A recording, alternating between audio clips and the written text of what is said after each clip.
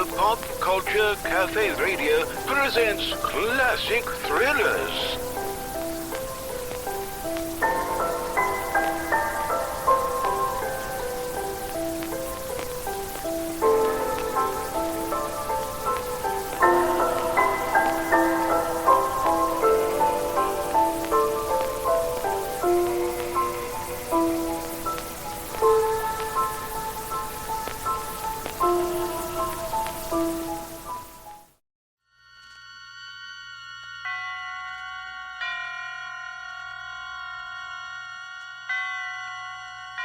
Roma Wines present Suspense.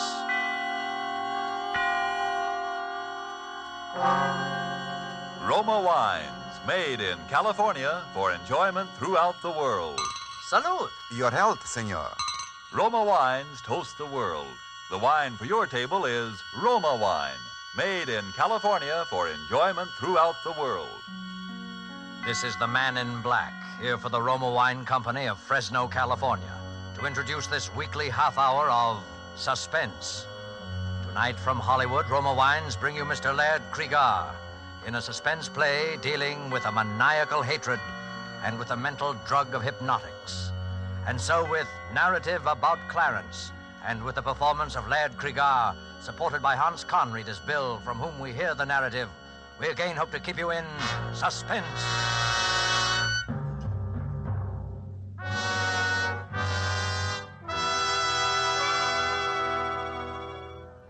I never wanted to kill anyone. Not till he came along. I didn't even want to kill him at first. I kept thinking there must be some other way. If anybody had told me 6 months ago that I was capable of murder, I would have thought he was crazy. What I'm getting at is this. There are circumstances, people, that can make anybody want to commit murder. And he was one of those people. He brought the circumstances with him, a whole set of them. I never heard of the guy till one day last summer. We were having breakfast. My wife was looking over the morning mail. Bill, look at this. Postmarked Calcutta. It must be from Clarence. Who's Clarence? He's my brother. You never told me you had a brother. Didn't I? Well, it's not so surprising. He's only my half-brother, and I haven't seen him since I was a child. He's never even written to me before. That's funny. Wonder why I decided to write now. I can't imagine. Well, what's he say? He's coming to America. What for? Now, Bill, don't be like that. Well, you're not going to ask him to stay with us, are you? Well, what else can I do? He says he's coming straight here from the boat. Well, so what? There are several first-class hotels in this town. Well, I'll just ask him kind of half-heartedly so he can refuse if he wants to. Good girl. There's just one thing that worries me. What's that? He says at the end of the letter, I'm most anxious to meet your daughter, who it has been revealed to me closely resembles her grandmother. Well, Jeannie does look like the pictures of your mother at that. But how does he know? He couldn't even know we have a child. Unless... Unless what? Well, unless someone told him, or... unless it was revealed to him in some mysterious way. I didn't like that. I didn't like it at all. If there's anything I hate, it's a fake. And if that guy with his wing collar and his high-toned accent didn't look like a fake, then nobody ever did. But he wasn't a fake. He didn't arrive at our house. He seemed to materialize in the middle of the living room. Well, Lillian, don't you recognize me? Why, yes, Clarence. How are you, Clarence? This is Bill, my husband. I know. I hope you'll forgive my rather unconventional entrance. As your doorbell is out of order, I didn't bother to push the button. Oh, hello. I didn't know the doorbell was out of order, Lillian. Neither did I. Well, won't you sit down, Clarence? Oh, yes, thank you. Have a good trip? Excellent. But let's not dwell on the past. I have plans, Lillian. First of all, I intend to settle here in this town, permanently. How nice. I intend to resume my career in America where it left off 15 years ago. Oh. Your wife's look of distress, William, is owing to an unfortunate incident that occurred 15 years ago and made it expedient for me to leave the country for a while. It was all a misunderstanding, Bill. I don't quite know what you're talking about. She's told you nothing about me? How strange. Well, only that you're a doctor and that... Doctor? What an inadequate word. It suggests a little man you call in when the baby gets whooping cough, doesn't it? Well, what's the matter with the little man I call in when the baby gets whooping cough? Well, he is, shall we say, limited. Yes, that's the kindly word for it. The mind, William, the human mind, with all its strange powers for good and evil. That is my province. Clarence was a mental scientist. He had a small private hospital. Oh, how drab. How unendurably drab you make it sound, Lillian. I penetrated deep into the mysteries of the human mind. And then I discovered a psychic power transcending the mere gray matter of the human brain. Clarence became interested in the occult. You mean that Indian faker stuff, going into trances and stuff like that? How crudely you put it, William. I'm sorry. Go on with your story. Or Well- I'll go on with it for you. You started using this mysterious East hocus pocus on your mental patients, and their relatives got sore, right? Your husband, Lillian, is a man of rare perception. Yeah. And now you're back from India with a new bag of tricks, and you're going to set up shop again. Precisely, William. There's only one thing wrong with your statement, the tone of it. I intend to establish a small private sanitarium dedicated to the treatment of the mentally ill. And I shall continue my investigations into what your wife chooses to call the occult. Is that clear? Quite clear. Now then, Lillian, you will prepare the little room off William's study for me, the one with the dark green walls. Well, of course, you're welcome to stay with us if you want to, Clarence, but the house is rather small and... Yes. It's fortunate that the house is small. I'd counted on that. You seem to have counted on a great deal, Clarence. By the way, how'd you know that the room has green walls? Yes, and how did you know... My dear, engaging kinsmen, all things are revealed to him who can survive the ordeal of true enlightenment. That is as much as I'm permitted to tell you at the present time. And now will you be so good as to open the outside door? Your daughter is about to ring the doorbell, and it's out of order. Remember? But how did you... You didn't... Go and let her in, Lillian. I'm eager to meet Jeannie. Mama, guess what happened today? Sally Bates fell off the seesaw and Miss Thompson had to drive her home and then... Oh, I didn't know we had company. This is your Uncle Clarence from India, dear. Oh. Yes. She is the very image of her grandmother. Was that Mother's mother? Yes, dear. Mama and Uncle Clarence had the same mother, but different fathers. Oh, then he's not really my uncle. He's only my half-uncle. I think, little Jeannie, that you will find we have a great deal in common, nevertheless. You will be very close to your Uncle Clarence. Very close. What do you do those funny things with your eyes? Never mind, dear. Uncle Clarence is tired from his long journey. You come on upstairs. Mom will help you change for dinner. All right. See you later, Uncle Clarence. What's so funny, Doctor? Oh, William, I do hope that my stay here won't be complicated by your rudeness. Why did you try to frighten Jeannie just now? My dear fellow, it's the very furthest thing from my wishes to frighten your child. It is essential to my plan for her that she have confidence in me. Now, look, get this straight, Clarence. You're welcome in this house as a guest because you're my wife's brother. Your yogi ideas, or whatever they are welcome only so long as you keep them to yourself. I quite intend to, William. That, too, is part of my plan. What is this plan you keep talking about? For the time being, William, I will take your advice and keep that to myself.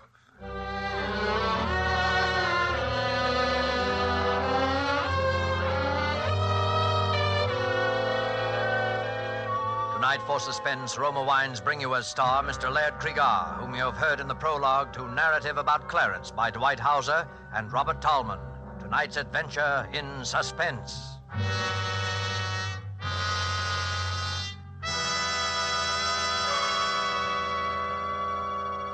Let's leave the scene of our play for a moment and take a little journey. We'll let a bottle of Roma wine serve as Aladdin's lamp. I touch the label and presto, we're all transported to that capital of gaiety, Havana, Cuba.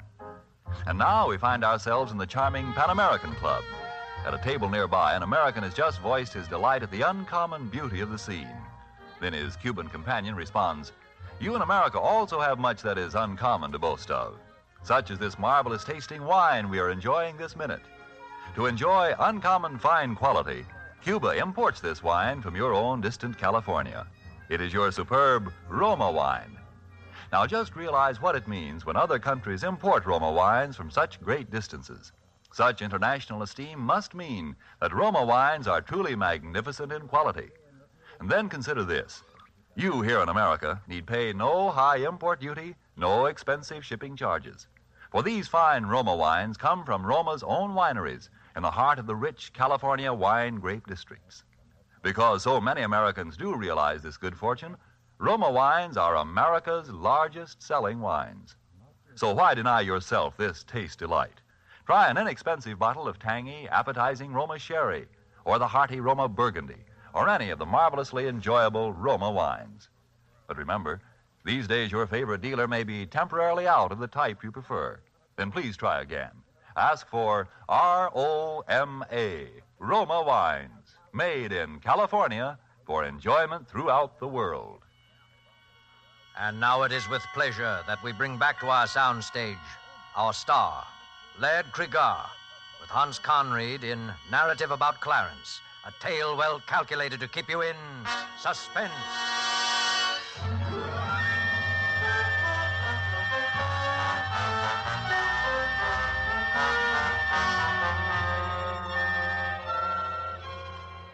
Well, you see now how I was beginning to feel about my dear half-brother-in-law, Clarence.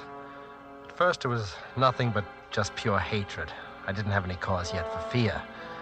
And then came that day with little Jeannie. Doesn't take much imagination to know what happened before I got home. Mama, I'm all ready for school. Mama. Hello, Jeannie. Oh, hello, Uncle Clarence. Did you see Mama? Your mother's gone out for a while, but... Well, there's some good in everything, isn't there, Jeannie? This gives us a chance to get acquainted. Well, I'll be late for school. Oh, bother the school. I'll bet Sally Bates wouldn't worry about school if she had an uncle visiting her who'd come all the way from India. India? Do they really lie on beds of nails and all those things? No. Those are just the fakirs. They do those stunts for money, like your circus performers over here. I never saw anything like that at a circus. Did you ever see anything like this, Jeannie? Just a ring, isn't it? Like a cat's eye. Oh, it makes me dizzy to look at it. If you look at it long enough, you'll see all the mysterious secrets of the East. I'm afraid to look again, Uncle Clarence. That light in it, like a cat's eye, scares me. Oh, come now. A big girl like you afraid in the broad daylight. Why do you do those funny things with your eyes? Perhaps because my eyes see so many wonderful things. Just as yours will if you will only look at the ring. Is it magic? Perhaps. Look and see if it isn't. Look right in the center of the cat's eye. That's it. It makes me feel sleepy. That's the way it works. First you feel terribly, terribly sleepy. And then you see the most wonderful things. First, you feel sleepy. And then...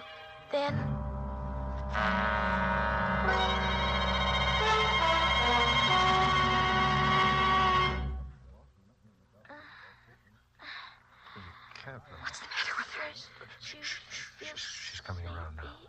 and then you see... She's coming around.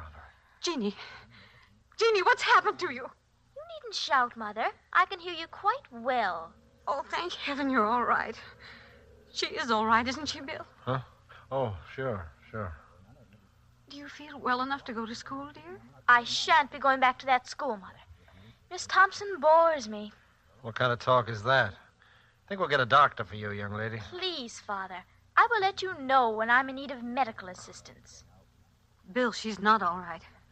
She's... Just come outside with me, Mother. You go to sleep again now, Jeannie. Bill, her whole personality has changed.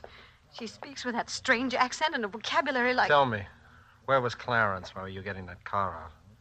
Why, in his room, I suppose. You ever notice that ring he wears? Yes. It's a cat's eye, isn't it? Very well-defined cat's eye. Kind of ring you always see on professional hypnotists. It's dead easy to hypnotize a child, you know. But why would he want to hypnotize Jeannie? I don't know.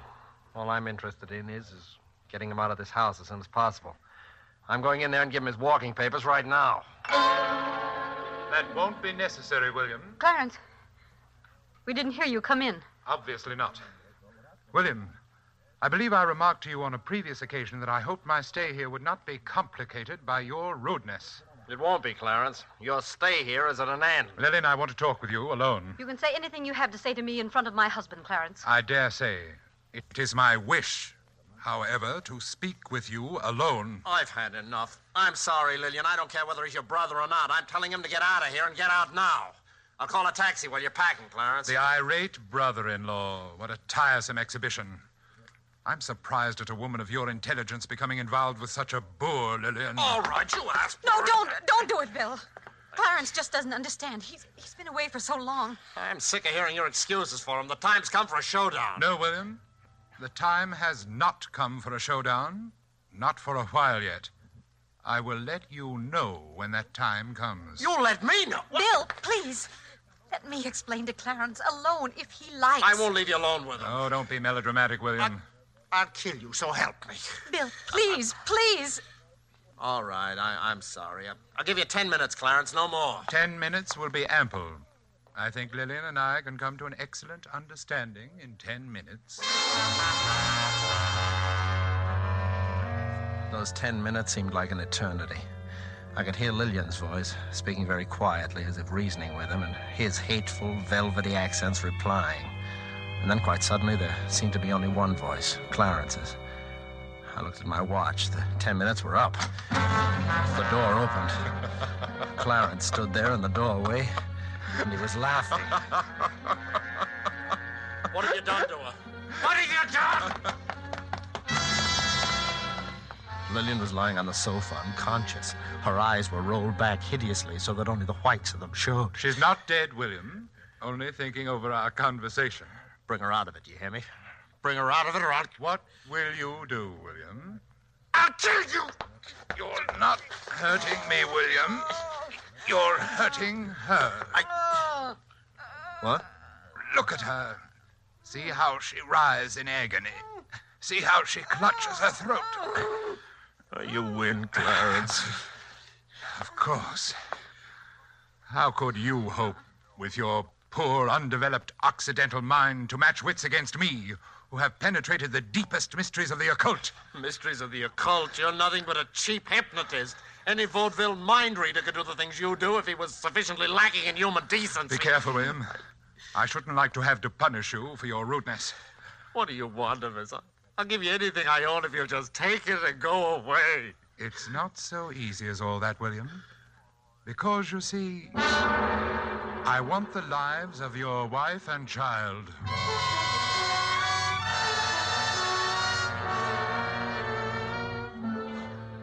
I knew then that he was insane. And that realization filled me with hope. It'd be quite simple to call in an alienist and have him committed to an asylum. When Lillian regained consciousness, she insisted on his staying, as I expected. I humored her along, knowing she was acting on his hypnotic suggestions. I was reasonably certain he would do nothing violent that night. His was the slow, sadistic way of murder. When daylight came, I stole quietly out of the house. I dared not risk calling the asylum on our telephone for fear of being overheard. My wife and daughter were still peacefully sleeping when I returned. And now I slept too.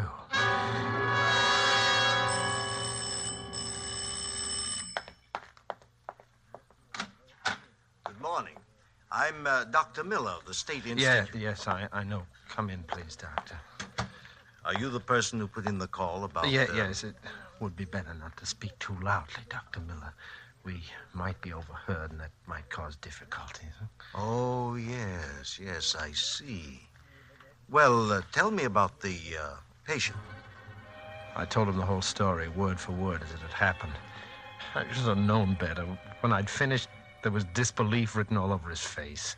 Mr. Gilchrist, I don't for a moment doubt that you have an unwelcome relative on your hands who is probably emotionally highly unstable as well. But isn't it possible that you're exaggerating certain aspects of the matter? I mean, Dr. Miller, I ask you to examine the man and draw your own conclusions as to his sanity. I'll be glad to. Where is he now? I think William has probably been talking to you about me, Doctor. Oh, sit down, won't you? Thank you. Really, I must apologize for your being inconvenienced this way, Doctor. I try to keep an eye on William, but one must sleep, you know, and, well, occasionally he eludes me and gets out of the house. I suppose he's told you that I'm a hypnotist and that I wish to murder his wife and child. Why do you think he told me that? Well, it's always the same story. Well, why should I believe your story rather than Mr. Gilchrist's? Oh, mine is a little easier to believe, I should think. But if you wish further proof... Lillian! Yes, Clarence? Come down here, will you? William's got out again and told that story. I'll be right down. And bring Jeannie with you. You dare bring my daughter into this? His daughter doesn't know. You'll be tactful, won't you, Doctor? Yes, of course. Bill, what is the meaning of this? Lillian. Haven't we warned you time and again what might happen if you go out like that? Lillian, you don't know what you're saying. This man is your husband, madam? Yes. He's been under the care of a psychiatrist for several years now. What? He seemed to be getting better. I'm sure he's getting better. The doctor said we must expect little lapses. Oh, she doesn't know what she's saying, Doctor. She's acting under his hypnotic suggestion. And, this young lady? He hypnotized her, too. Is that true? I don't know what that means, hypnotize. Daddy's always saying it, but he never says what it means. Well, this seems to clear up the situation pretty thoroughly. If you have any further trouble, Mr. Gilchrist, let me know. You think I'm crazy? No, I don't. I'm sure that your wife is quite right, Mr. Gilchrist. You're getting better every day.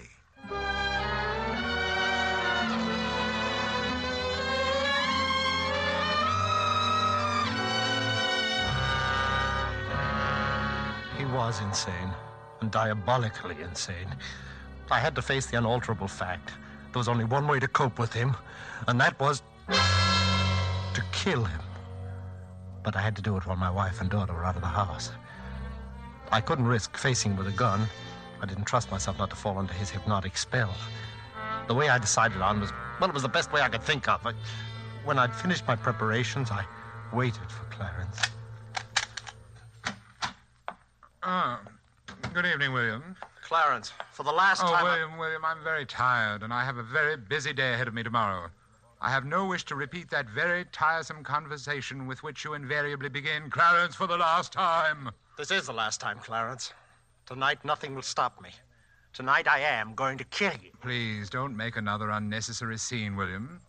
You know that trying to hurt me only hurts your wife. Oh, she's no longer hypnotized, Clarence. You stayed away too long. She and Jeannie are safely out of your reach now. What makes you so sure of that?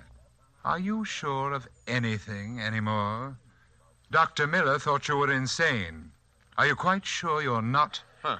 I'm crazy enough to know that I've got to kill you. Well, do it quietly, William. I'm going straight to bed and to sleep, and I don't want to be disturbed. Good night. Just a minute, Clarence. Yes? Maybe you'll win again. I don't know, but just in case you don't, Yes? tell me, why do you say you want to kill my wife and child?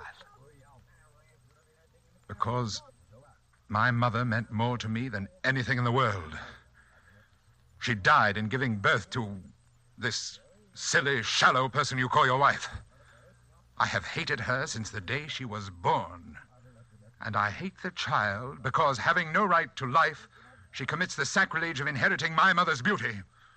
They must both be destroyed, the murderer and the imposter. You are mad. Madder than I ever dreamed you were. Am I? Did I really say what you think you just heard me say? Or is it only part of your insanity? Think it over, William. Good night.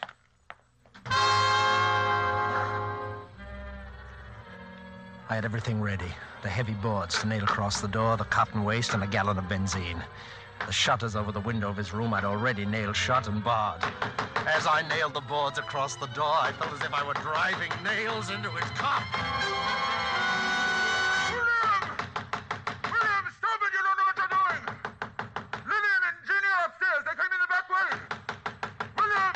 Where are your great powers now, Clarence? William, you fool! Can the secrets of the East help you now? You're trapped, Clarence. You're out of your mind, William! In a moment, the whole house will be in flames. You'll be burned alive. You don't know what you're doing, William! Listen, Stop it! Clarence, listen. I'm striking the match now. You smell the smoke, Clarence? Never mind, you will in a moment. Oh, I wish you could see the flames now, Clarence. They're roaring up the stairwell.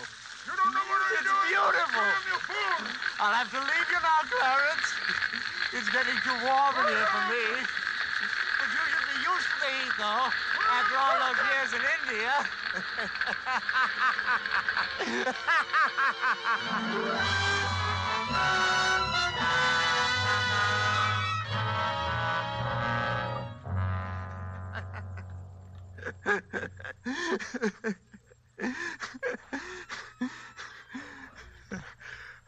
And I laughed. I laughed. I guess the relief from all that tension. Well, that's the story, Doctor. Then I must have fainted or something from the smoke. I don't remember anything after that till I woke up in this place. And what about your wife and daughter? Oh, that's just it. I haven't seen them since that afternoon, and that's why I've got to get out of here. I've got to find them. Can't you understand that? Yes, I can understand that very well. Will you talk to someone, the head of this place, and tell him that and let me out? I shouldn't be locked up here in an institution. Yes, I'll talk to him, Bill. That's a promise. I'll do it right now. Goodbye. Goodbye, Doctor. Pardon me, the head's office, Dr. Dr. Crossman. You'll find him right through there. Thank you. Oh, pardon me, Dr. Crossman? Yes? Oh, how do you do, sir? Have you found my little sanitarium interesting? Yes, indeed. By the way, most unusual case. I've just been talking Yes, I know. To poor William. Bill, that is, number 27. Yes, but... I'm sorry that you had to be inconvenienced that way, sir. We do our best to keep the garrulous patients well out of a visiting doctor's way, but accidents will happen. I'm glad I ran into him, Dr. Crossman. His story interests me very much. He doesn't strike me as a homicidal lunatic. No, he's not. This idea of his that he committed a murder is simply a fantasy. Are you absolutely sure of that? Of course. Because, well, you see, I am Clarence, the wicked brother-in-law in his story. You? He began to develop these extraordinary symptoms during my stay at his home when I first returned from India. Parts of his story, you see, are quite accurate. I see. It's a pity, of course. He was doing quite nicely under treatment until his wife and child were burned to death so tragically in the fire that destroyed their home. I'm afraid that event, on top of his previous delusions, unhinged him for good. And where were you during the fire, Dr. Crossman? Oh, I dined out that evening. When I returned, it was all over. Well, I certainly should write this case up as one of the most interesting I've ever run across. Oh, must you, Doctor? I mean, poor chap, I feel he's entitled at least to some privacy. Have you any personal reasons for wanting to keep this case quiet, sir? Yes, I have. You see this scar on my face? Yes, a burn, wasn't it? A very nasty burn, too. Precisely, Doctor. And a very nasty coincidence.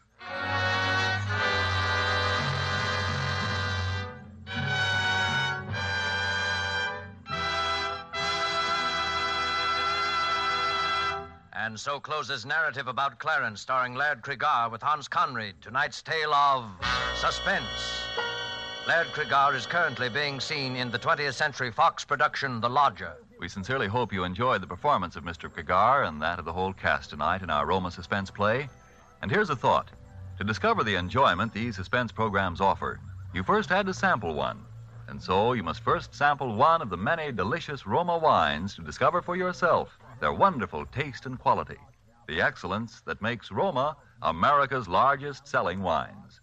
You'll discover, as of other millions before you, that Roma wines are super quality, are super tasting, and are super easy on your pocketbook, too, costing only pennies a glass. Why put off this taste treat another day? Be sure you get R-O-M-A, Roma wines, made in California for enjoyment throughout the world. This is Laird Cregar. It is my very great pleasure to tell you that next week the star who will keep you in suspense will be Joseph Cotton. Suspense is produced and directed by William Spear. Don't forget then next Monday, same time, for Joseph Cotton in Suspense. Presented by Roma Wines, made in California for enjoyment throughout the world. This is CBS, the Columbia Broadcasting System.